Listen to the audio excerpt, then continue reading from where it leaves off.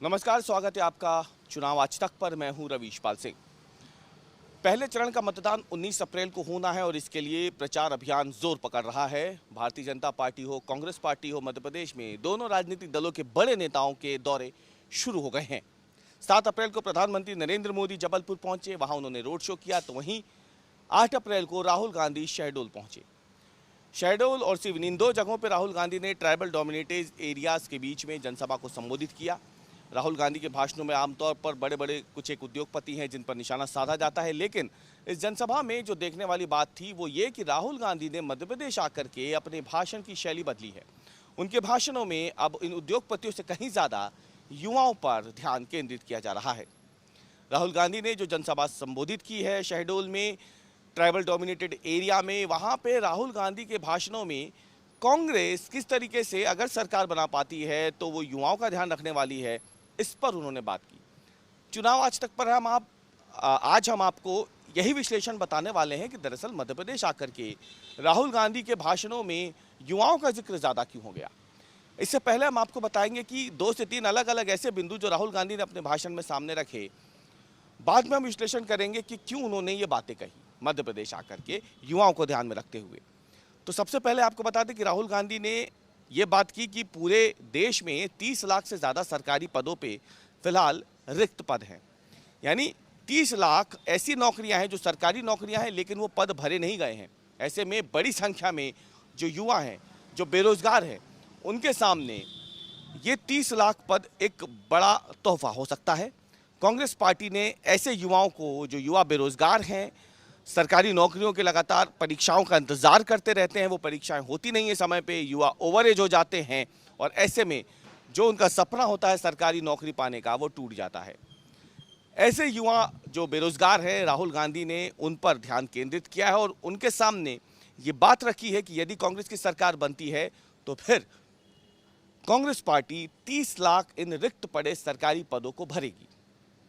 इसके साथ ही उन्होंने इस बात का भी जिक्र किया है कि ये जो 30 लाख सरकारी पद है उसमें इस बात का ध्यान रखा जाएगा कि जो युवा हैं, जो एसटी एससी वर्ग से आते हैं, ओबीसी वर्ग से आते हैं, माइनॉरिटीज़ हैं, उनका हक ना मारा जाए, उनका भी ध्यान रखा जाएगा जब इन 30 लाख सरकारी पदों को भरा जाएगा। हर साल 1 लाख सरकारी नौकरी देने का वादा भी कांग्रेस पार्टी ने अपने मैनिफेस्टो में किया है, जिसका जिक्र भी राहुल गांधी ने अपनी चुनावी सभा में किया। लेकिन युवाओं से जुड़े मुद्दे पे फिर राहुल गांधी यही नहीं रुके। इसके आगे भी राहुल गांधी ने युवाओं से जुड़ी बातें की। उन्होंने बताया कि अप्रेंटिसशिप योजना जो कांग्रेस शुरू करने वाली है, उससे भी युवाओं को फ़ायदा ही मिलेगा। स्किल इंडिया की बात होती है, बड़ी संख्या में भारतीय जनता पार्टी दावा करती है कि उसने स्किल इंडिया प्रोग्राम के तहत, स्टार्टअप प्रोग्राम के तहत करोड़ों युवाओं को रोजगार दिया है। कांग्रेस हमेशा से बीजेपी के इस दावे का खंडन करती आई है और अब कांग्रेस ने अपनी एक नई योजना के बारे में, मैनिफेस्टो में तो उसका जिक्र किया ही है, लेकिन युवाओं को भी राहुल गांधी अपनी चुनावी सभाओं में इसका जिक्र करते दिख रहे हैं। और वो ये है कि इस अप्रेंटिसशिप योजना के तहत वो युवा जो किसी कॉलेज से ग्रेजुएट होकर निकलते हैं या फिर उनके हाथ में कोई डिप्लोमा आता है, तो अपने ही क्षेत्र से किसी एक जुड़े हुए क्षेत्र में वो काम करें। अगले 1 साल के लिए उन्हें ट्रेनिंग दी जाएगी, बाकायदा इसका प्रशिक्षण दिया जाएगा। जो भी डिप्लोमा या जो डिग्री उनके हाथ में आई है ग्रेजुएशन की, इसके साथ ही उन्हें 1 लाख रुपए भी दिए जाएंगे। ये अप्रेंटिसशिप योजना है जिसका जिक्र राहुल गांधी कर रहे हैं। तीसरी सबसे बड़ी बात जो राहुल गांधी कर रहे हैं, उससे न केवल मध्य प्रदेश बल्कि तमाम राज्यों के युवा जो हैं वो परेशान हैं। वो है सरकारी भर्ती परीक्षाओं के पेपर का लीक हो जाना। मध्य प्रदेश हो, उत्तर प्रदेश हो, राजस्थान हो, हरियाणा हो, अन्य दूसरे राज्य हों, तमाम जगहों पर जब भी सरकारी भर्ती परीक्षाएं होती है तो वहाँ पे पेपर लीक पिछले कुछ समय से देखा जाए तो बड़े पैमाने पे गड़बड़ियाँ सामने आ रही है, पेपर लीक हो रहे हैं। और इसके चलते वो युवा जो सालों साल इन भर्ती परीक्षाओं की तैयारी करते हैं, बाद में पेपर लीक हो जाने के चलते जब परीक्षा को स्थगित कर दिया जाता है या रिजल्ट को रोक लिया जाता है, तो ये युवा खुद को ठगा हुआ महसूस करते हैं। जाहिर सी बात है, ये गुस्सा भी तो उनके मन में है ही, और इसी गुस्से को फिलहाल राहुल गांधी कांग्रेस पार्टी की ताकत बनाना चाहते हैं। इन 3 मुद्दों के जरिए, इन 3 बिंदुओं के जरिए राहुल गांधी ने युवाओं के बीच में अपनी पैठ बनाने की कोशिश की है। कांग्रेस के समर्थन में वोट लाने की कोशिश की है अपनी सभा में। सोचिए, राहुल गांधी जो उद्योगपतियों पर निशाना साधते हैं, लेकिन इसके जरिए उन्होंने युवाओं पर ध्यान दिया। हालांकि उनके इस भाषण में उद्योगपति का जिक्र हुआ था। उन्होंने ये भी कहा कि जो मेक इन इंडिया लाया गया, स्टार्टअप इंडिया लाया गया, उसके जरिए देश के 2-3 उद्योगपतियों को ही फायदा पहुंचाया गया। लेकिन अगर कांग्रेस पार्टी सत्ता में आएगी तो ऐसा नहीं करेगी। हर प्रदेश में करीब 5,000 करोड़ रुपए युवा रोशनी अभियान के तहत उपलब्ध कराए जाएंगे, जहां पर इस फंड का इस्तेमाल नए नए स्टार्टअप्स के लिए किया जाएगा। मेक इन इंडिया हो या फिर दूसरे स्किल इंडिया प्रोग्राम्स हो या फिर युवाओं को हुनरमंद बनाने की कोशिश हो, इस फंड का इस्तेमाल वहां किया जाएगा। यानी उद्योगपतियों तो निशाना साधा, लेकिन इसके साथ ही उन्होंने ये भी बता दिया कि अगर कांग्रेस की सरकार आएगी तो फिर युवाओं के लिए कांग्रेस पार्टी की क्या तैयारी है। ये बिंदु हमने आपको बता दिया, लेकिन अब हम आपको विश्लेषण के जरिए बताते हैं कि क्यों आखिरकार राहुल गांधी को लगा कि मध्य प्रदेश अगर वो आ रहे हैं तो उद्योगपतियों से कहीं ज़्यादा वो युवाओं पर ध्यान दें।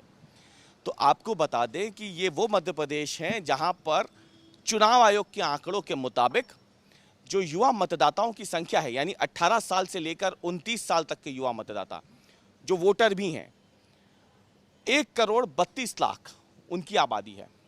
अगर इसे थोड़ा और बढ़ा दिया जाए, यानी 18 साल से लेकर 39 साल तक इसे कर दिया जाए, तो ऐसे युवा मतदाताओं की संख्या बढ़कर हो जाती है 3 करोड़। यानी जो पूरे प्रदेश में जो कुल वोटर्स हैं उसका 50% जो वोट बैंक है वो 18 साल से लेकर के 39 साल तक के युवाओं का ही है। यानी एक बड़ा वोट बैंक है, 50% के लगभग।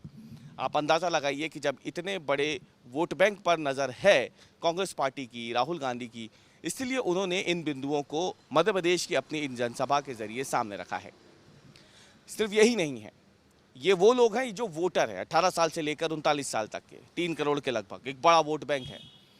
लेकिन इनमें से आपको बता दें कि मध्य प्रदेश वो राज्य है जहां पर 35 लाख से ज़्यादा युवा रजिस्टर्ड बेरोजगार है। यानी जिन्होंने रोजगार कार्यालय में नामांकन तो करवाया लेकिन उन्हें रोजगार नहीं मिला, ऐसे युवाओं की संख्या 35 लाख के पार है। ये वो युवा हैं जिनका आंकड़ा सरकार के पास है, जिसका जिक्र बार बार पंजीयन कार्यालयों से, जो रोजगार कार्यालय होते हैं वहाँ से डाटा लेकर के विधानसभा सत्र के दौरान सरकार खुद उपलब्ध कराती है। लेकिन बड़ी संख्या ऐसे युवाओं की भी है जिनका कोई आंकड़ा सरकार के पास नहीं है, जो बेरोजगार हैं। इसीलिए मध्य प्रदेश आकर के राहुल गांधी ने युवाओं पर ध्यान केंद्रित किया। उन्होंने अपने भाषणों में साफ कहा कि युवाओं को लेकर के उनकी पार्टी, बेरोजगारी को लेकर के उनकी पार्टी किस तरीके से आगे बढ़ रही है, और अगर कांग्रेस पार्टी की सरकार आती है तो युवाओं को लेकर के क्या योजनाएं कांग्रेस पार्टी के मन में हैं। तो हमारे इस विश्लेषण में हमने आज आपको यही बताया है कि मध्य प्रदेश आकर के राहुल गांधी के भाषणों में आखिर क्यों युवाओं का जिक्र बढ़ गया है। इसके पीछे की एक बड़ी वजह मध्य प्रदेश के करोड़ों युवा वोटर्स तो हैं ही, लेकिन लाखों बेरोजगार युवा भी हैं जो लंबे समय से रोजगार की बाट जो रहे हैं।